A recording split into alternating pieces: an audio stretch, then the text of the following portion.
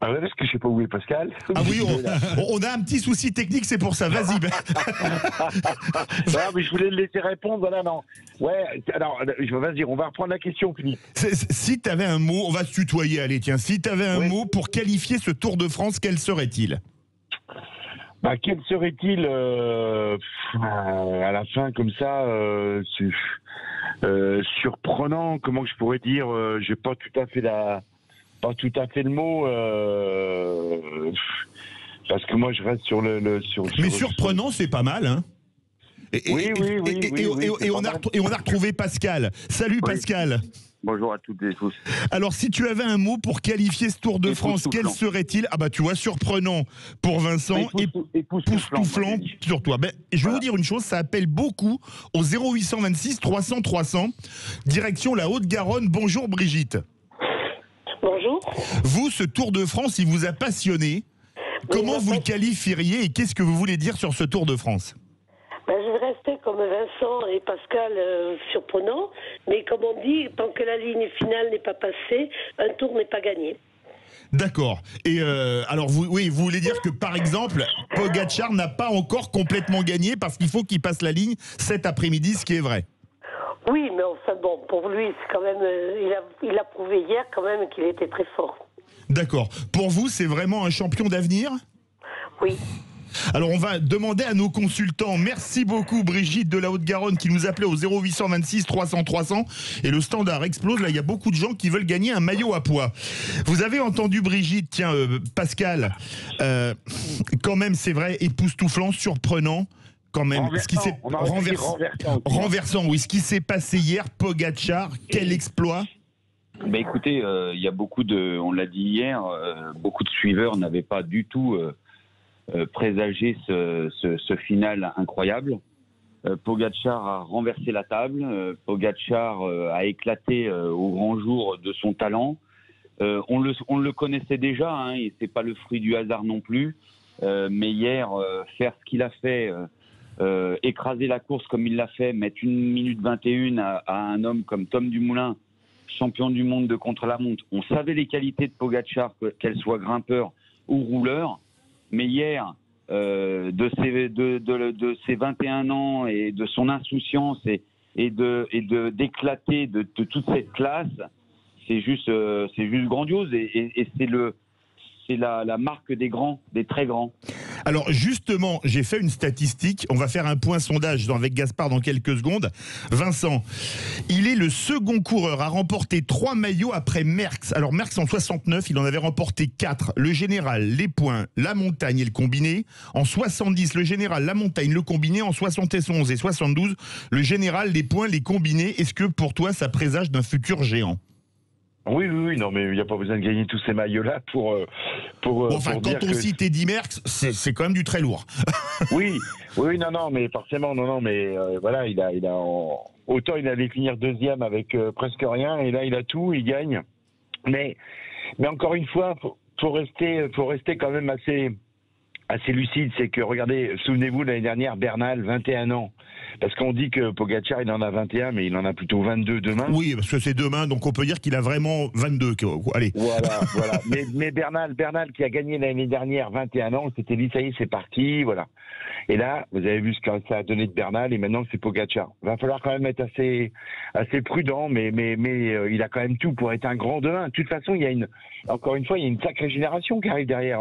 On devrait avoir des beaux duels, Evenepoel, toute la clique, tous les autres, Bernal qui peut revenir, Pogacar qui va falloir qu'il assume l'année prochaine. Ça va pas forcément être évident. Il va falloir qu'il ait une équipe avec lui.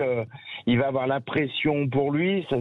Le plus dur, c'est peut-être que de commencer. Hein. Pascal, est-ce que finalement Bernal, c'est pas aujourd'hui la grosse désillusion? Non, du tout. Il est très jeune. Je pense que il va se relever. Il va se relever de cet échec d'une année particulière, et ça, on l'a répété maintes fois. Il a une équipe. Il est dans une équipe qui va aussi se remobiliser parce qu'ils ont eu maintes et moult problèmes durant l'année, que ça soit avec leur leader et surtout la perte de Nicolas Portal, qui a véritablement poser un gros problème de restructuration de l'équipe. Donc il faut que l'équipe puisse assimiler ces problèmes pour pouvoir repartir sur de bons pieds. On va faire un point à mi-débat avec Gaspard. Où en est-on sur Twitter, mon cher Gaspard ? Eh bien, pour le moment, Philippe, vous n'avez pas réussi à convaincre les auditeurs de Sud Radio. Ils sont toujours 65% à ne pas être passionnés par ce Tour de France. 0826 300 300. On vous attend pour donner votre avis sur Sud Radio en direct. Comme Brigitte, ça appelle beaucoup pour le maillot à pois, par contre. Il y en a qui aiment grimper, à mon avis, ça va gagner du côté des Hautes-Pyrénées, de l'Ariège ou de la Savoie. Juste une question, vous avez vu, on a parlé, il y a quelqu'un qui m'a époustouflé hier, c'est un certain Richie Porte, 3e à 35 ans, son meilleur classement. Est-ce que c'est une surprise? Ou alors, j'ai regardé les stats, Poulidor 2e à 38 ans en 74 et 4e à 40 ans en 76. Vincent Barthaud, ça laisse des espoirs à Richie Porte pour les années à venir? Non, mais il a été régulièrement malheureux sur le Tour de France. Comment? C'est une belle perf cette année, le podium. Oui, non, mais il a fait un superbe truc, mais c'est vrai que depuis qu'il a couru, qu'il a quitté Sky, il a toujours été un peu malheureux sur le Tour de France, et puis là, ça a été l'autre grand gagnant du Tour en fait, parce que c'est vrai, on ne pensait vraiment pas qu'il allait pouvoir déloger Lopez, qu'il allait ne pas pouvoir monter sur la 3e place sur le podium, mais il a réussi à le faire avec un chrono incroyable, mais c'est quand même un coureur qui a aussi des grandes qualités. Vous savez, tous ceux qui sont sur le podium, c'est des coureurs qui ont la classe à l'état pur. Donc Richie Porte, il nous épate pas forcément par rapport à sa 3e place du Tour. On le savait, puisque même à un moment, on pensait que ça pouvait être un gagnant du Tour de France. Ça, c'est vrai. Justement, belle perf de Richie Porte pour vous, Pascal Chanteur? Oui, bien sûr, c'est la récompense d'un grand professionnel. 35 ans, hein. Oui, 35 ans, bel âge. Oui, c'est la récompense d'un grand professionnel, d'un consciencieux, d'un laborieux, parce que c'est un très grand travailleur, donc qui est très, très, très aimé par ses équipiers. Donc, comme l'a dit Vincent, souvent poissard. Oui. Très souvent poissard. Et on avait cru que ça allait encore être de nouveau une année de poisse pour lui dans les glières lorsqu'il crève au mauvais moment. Donc non, c'est grand coup de chapeau, même temps que du Moulin hier sur le chrono, donc il réussit un véritable coup de force aussi. Alors justement, Bennett maillot vert, c'est une surprise, Vincent, vous voyez plutôt Sagan, non? Sagan ou un autre, hein. C'est jamais gagné d'avance non plus, mais Sagan, on l'a vu moins performant dans les vrais sprints purs aux arrivées groupées. Il a fallu qu'il aille essayer d'aller chercher des petits points ailleurs et autres, mais Bennett, c'est une confirmation, c'est un coureur qui va très très vite. On a cru à un moment qu'il allait peut-être pas passer la montagne, il a réussi, il s'est refait, il a réussi à la passer, et c'est logiquement qu'il ait le maillot vert à Paris. Il y a aucun problème, parce que c'est un mec qui gagnera des courses sur des classiques. C'est le gars demain qu'on entendra parler dans les arrivées au sprint, hein. Et pour le maillot, oui, Pascal. Je pourrais rajouter une chose, le maillot vert cette année, je le dédierai aussi en grande partie à son équipe, parce que si aujourd'hui Sam Bennett est à l'arrivée, il le doit en très grande partie à son équipe, qui s'est sacrifié corps et âme dans les groupes étaux pour lui permettre d'arriver dans les délais, parce qu'à un moment donné, c'était plus une course au point, c'était une course pour arriver dans les délais pour Sam Bennett, et de ne pas abandonner le Tour de France. Parce que l'équipe Bora, qui a fait une course aussi magnifique tout au long de ce Tour de France, ne trouvait plus que comme solution que de remporter le maillot vert que de faire abandonner Sam Bennett par la force des choses, par le fait qu'il jette l'éponge. Et Sam Bennett a pu avoir le soutien de l'intégralité de son équipe pour le faire rallier Paris. Pascal, Vincent, restez avec nous. On a notre gagnant. Là, c'est plus pour le maillot vert, c'est pour le maillot à pois. Il veut vous parler. Bonjour, Patrick. Oui, bonjour Vincent. Non, moi c'est Philippe, mais c'est pas grave. Il y a Vincent et Pascal qui vont vous répondre. Alors Patrick, vous nous appelez de Muret, juste au sud de Toulouse, dans la Haute-Garonne, et vous avez gagné votre maillot à pois personnalisé à votre nom avec E. Leclerc, partenaire majeur du Tour de France 2020 et partenaire officiel du classement de la montagne. Le week-end continue bien. C'est parfait. Alors vous voulez poser une question à Vincent et à Pascal. Ils vous écoutent, Patrick. Moi, je fais partie de l'ancienne génération. Je connais très bien le cycle des années 80, avec le Campagnolo Super Record et compagnie, les vieux vélos. Mais je tiens à féliciter Pogacar parce que c'est un beau vainqueur. Mais je me demande quand y aura-t-il un coureur français qui pourra gagner notre Tour de France. Alors, restez avec nous. Bonne question. Tiens, Vincent, j'ai fait le point. Le premier Français, Guillaume Martin, 11e. Et alors, ceux qui étaient nos favoris, Bardet a abandonné, Pinot est à 1h59 et Alaphilippe à 2h17. Est-ce que ça a été l'année de la grande Schkumun pour les coureurs français, Vincent? La Schkumun, oui, si on veut dire quand même. Ah oui, ça a commencé avec les chutes dès la première étape à Nice, hein. Oui, voilà.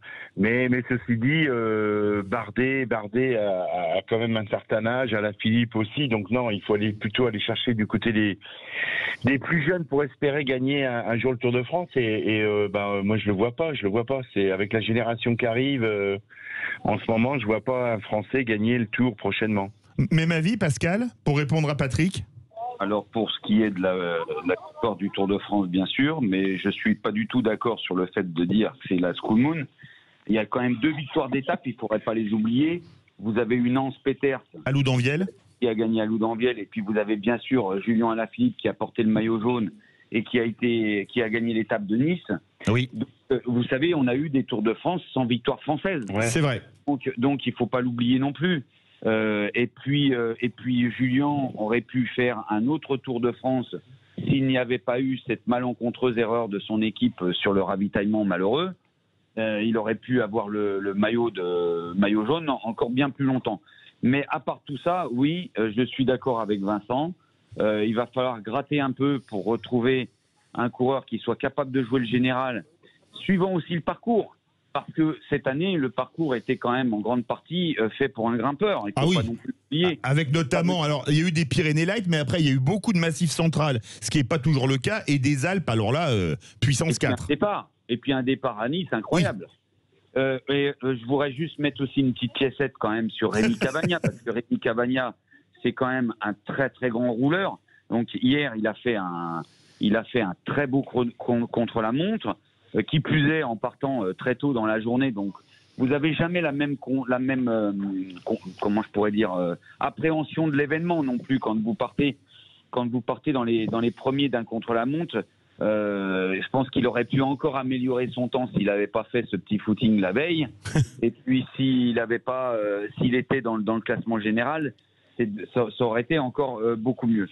Après voilà, le Tour de France c'est d'abord bien sûr un événement sportif, mais c'est aussi une terrible aventure humaine.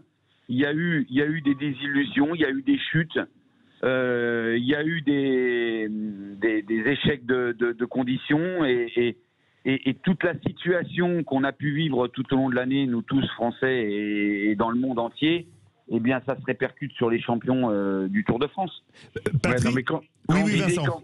Quand on disait Schkumun, c'est les chances qu'on pouvait avoir à gagner le Tour avec Bardet et autres. Après, c'est vrai qu'il y a eu les victoires d'étape des Français qui étaient magnifiques, mais et pour finir, on a demandé pour le talent pour gagner le Tour de France, mais il n'y en a pas. Voilà, il n'y a pas de talent pour l'instant pour gagner le Tour dans les prochaines années.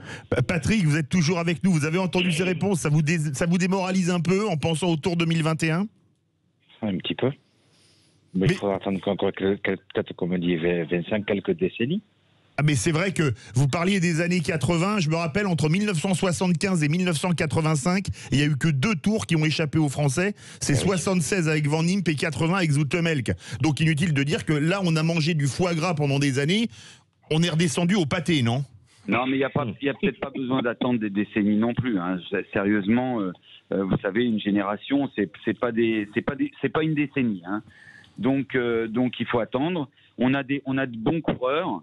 Mais on a des coureurs peut-être qui se complaisent des fois dans des rôles d'équipiers de luxe et peut-être qu'il pourrait leur redonner un petit peu plus de latitude pour devenir et sur un certain nombre de courses et leur redonner cette confiance lorsqu'ils étaient dans les catégories espoirs pour pouvoir jouer un classement général d'un grand tour. Merci.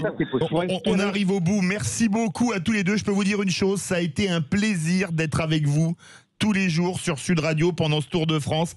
Merci à vous, Pascal et Vincent. Ouais. Ça a été vraiment un régal d'être avec vous cette année. Merci pour votre professionnalisme, votre gentillesse et votre disponibilité. Verdict, mon cher Gaspard. Ça n'a pas bougé, Philippe. Seulement 35% de nos auditeurs ont été passionnés par ce Tour de France. Eh bien, écoutez, dans quelques instants, c'est Oser investir. Et peut-être qu'un jour, on va faire un Oser investir dans le vélo. Ce serait intéressant. Restez bien avec nous sur Sud Radio.